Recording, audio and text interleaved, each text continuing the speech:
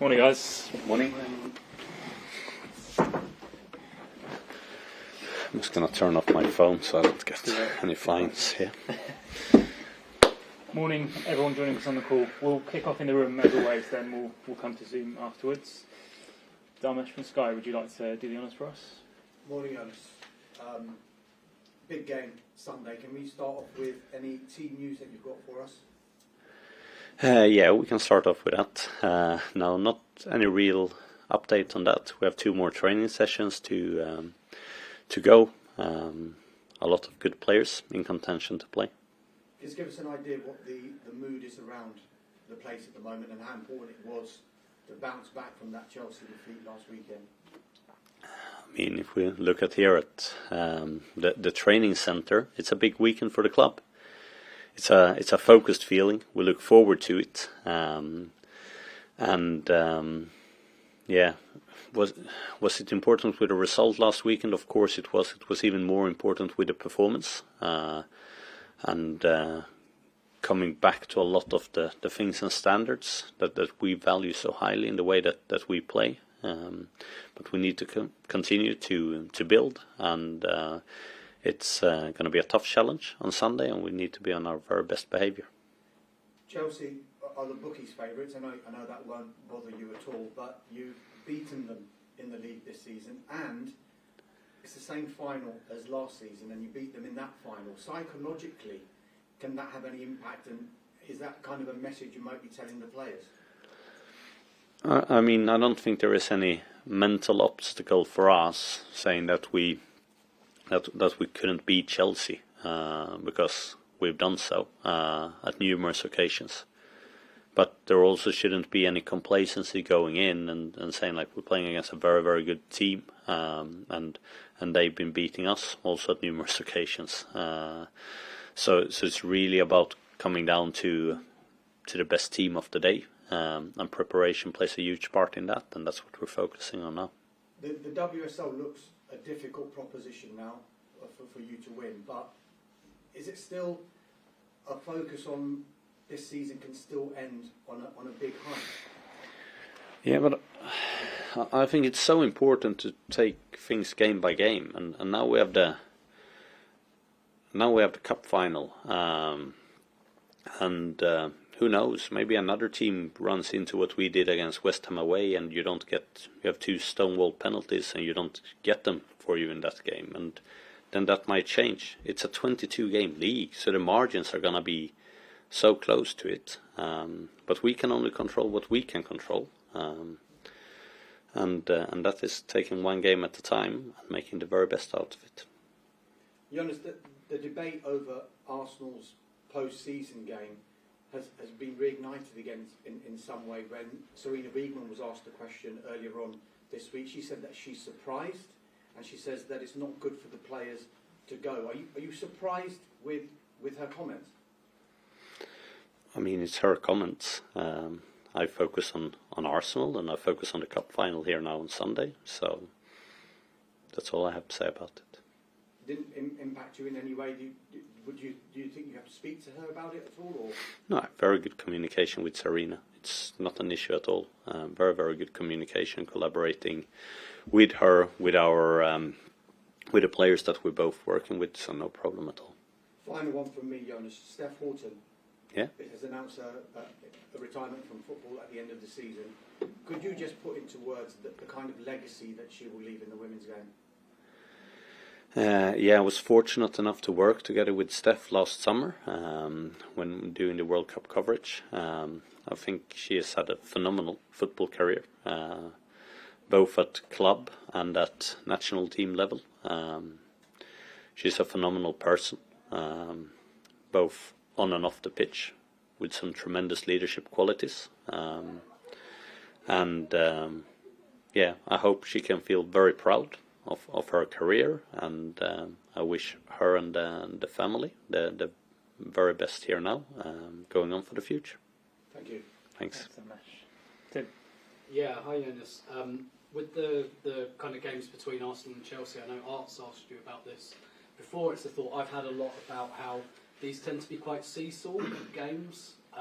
Like there tends to be one team has a bad result and then they rectify and course correct, and then the other team has a good result. Yeah, let's hope for that. Yeah. Well, that's what I was going to ask. You also talked a couple of weeks ago about not being fussy about the types of motivation you use. I wonder how much that's the motivation, the fact that last year going into the final, Arsenal had lost to Chelsea a week before. Have you spoken about any of that at all? Not yet. We're very focused on our processes and how we need to play and in order how we need to train in order to get there. And then closer to the game, we might have some motivational parts coming in. And the Villa game, the second half, I watched the Villa game back, and first of all, the first half wasn't as bad as I thought it was at the time when I watched it back. But in the second half, I thought I really started to see that repeatability. Again, like the cross from the corner of the area that you talked about a little while ago. And honestly, it's the first time in a while I thought, okay, I can see stuff here that I've seen before. Does the second half, does that feel like a bit of a light bulb moment, a bit of a breakthrough for the players, or am I over-indexing that? I think if you look back from, you can take all our games this season, I think you can see a clear shift in the way that we have been able to play against low block from after the New Year's until this point. Our second half against Aston Villa is probably our best 45 minutes against the low block, but I think you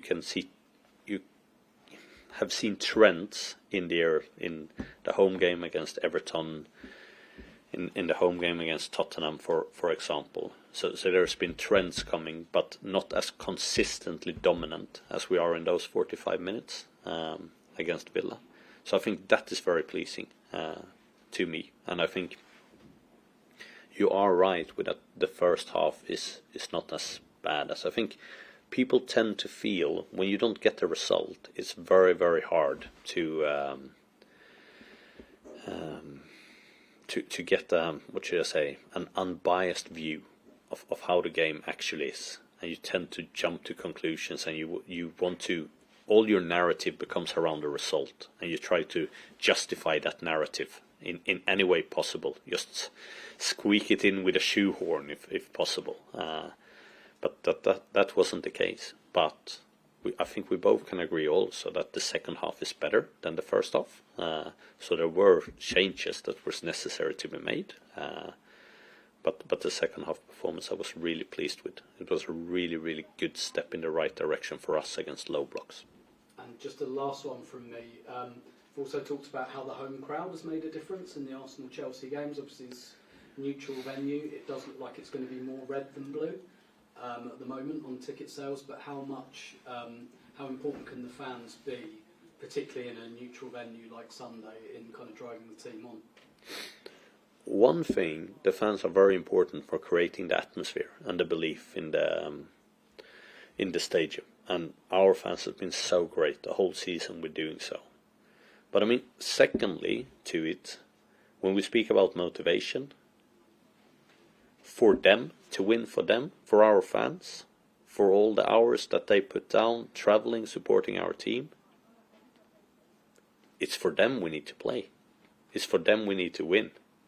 Like, what they're doing for us with this club, it's so special.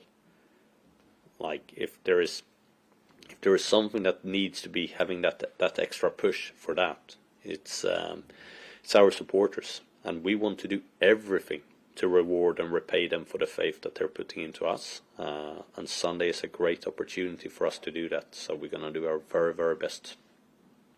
Thanks. Kit.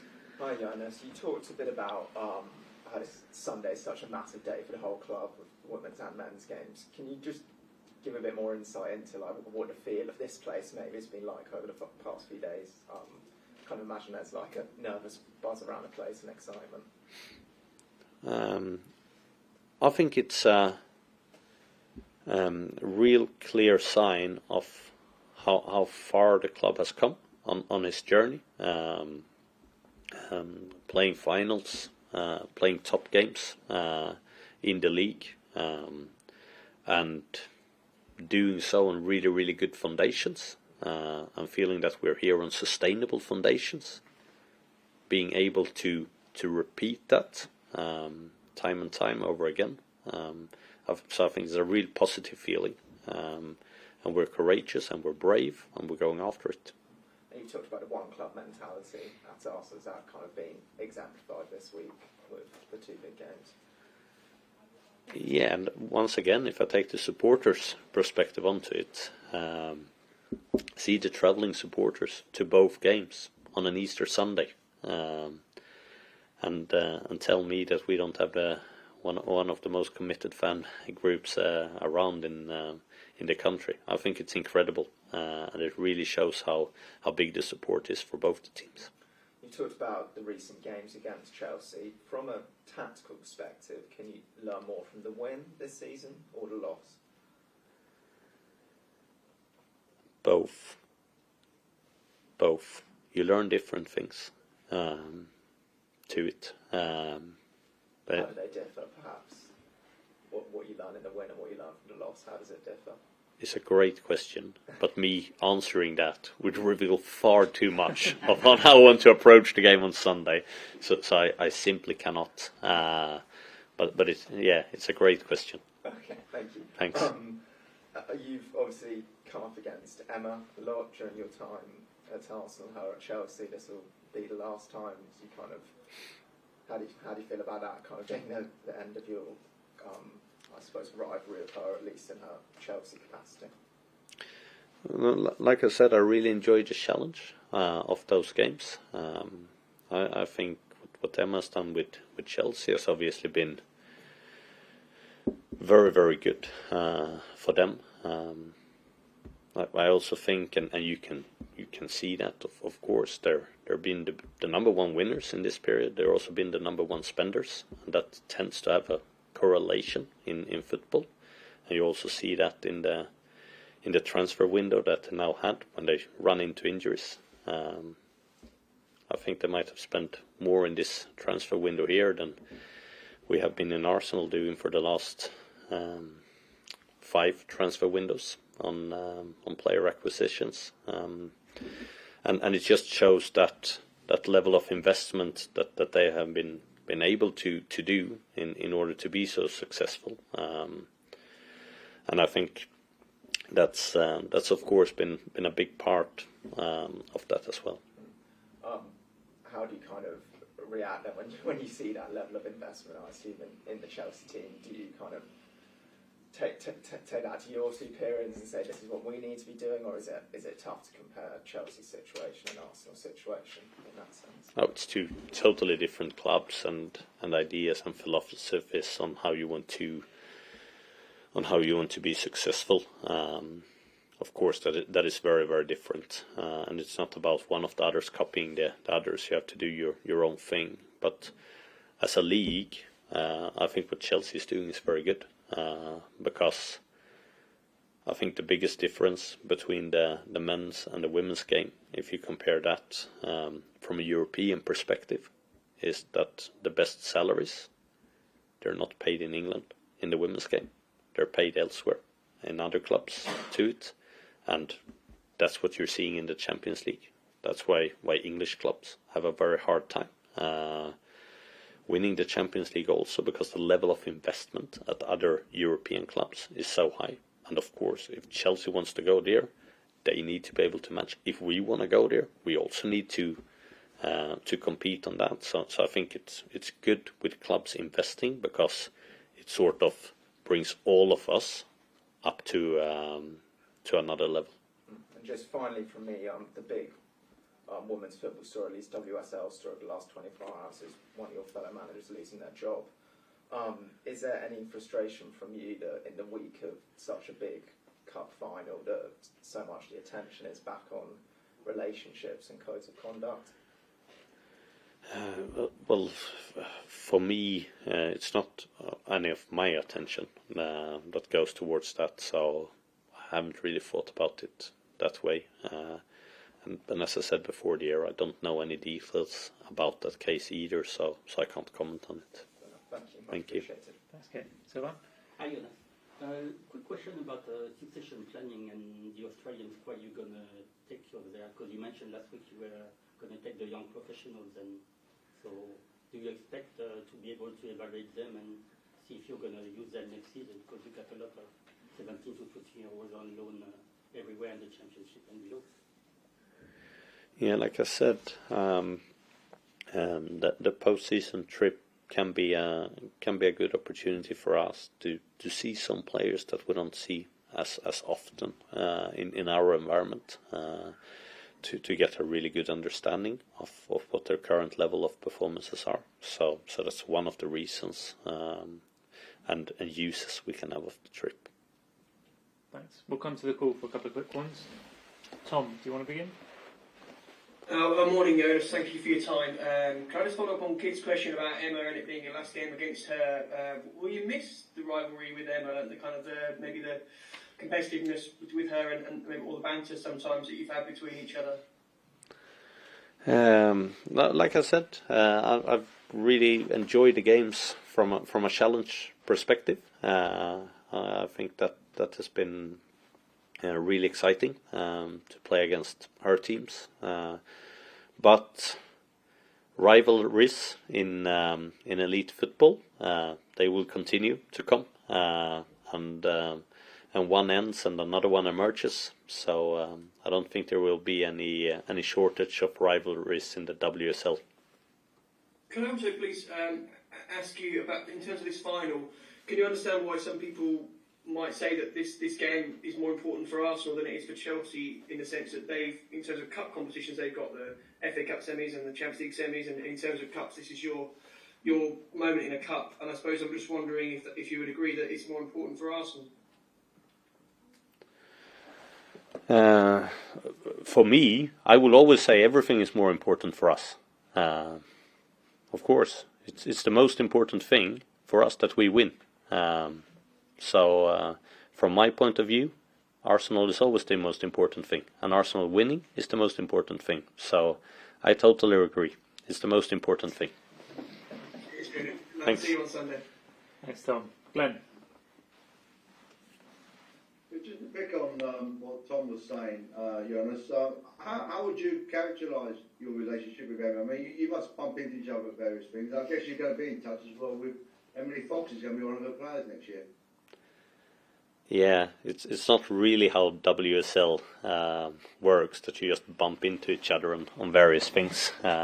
London is also quite big. Actually, one thing that is a big difference between UK and Sweden is the amount of contact that you have with your fellow managers.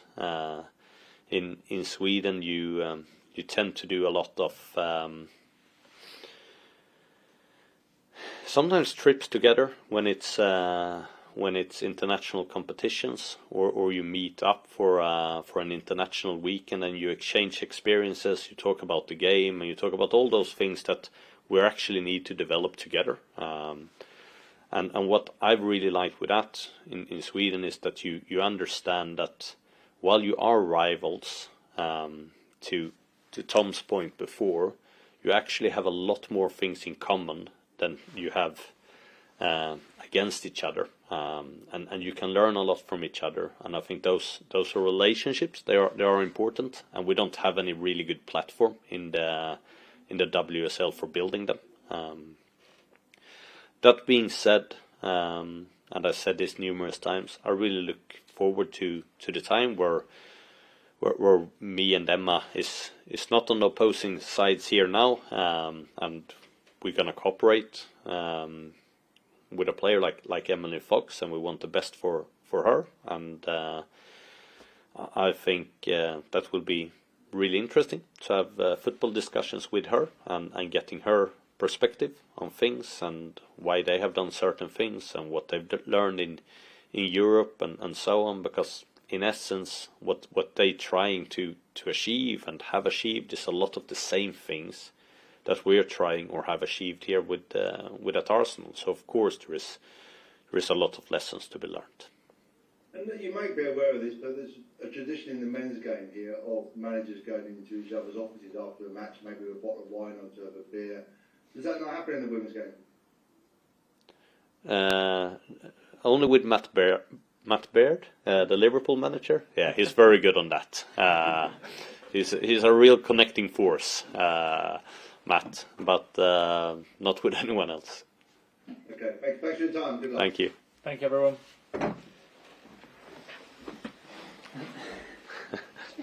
Matt and his fridge. Thank you, guys. Thank you, guys. Thank you.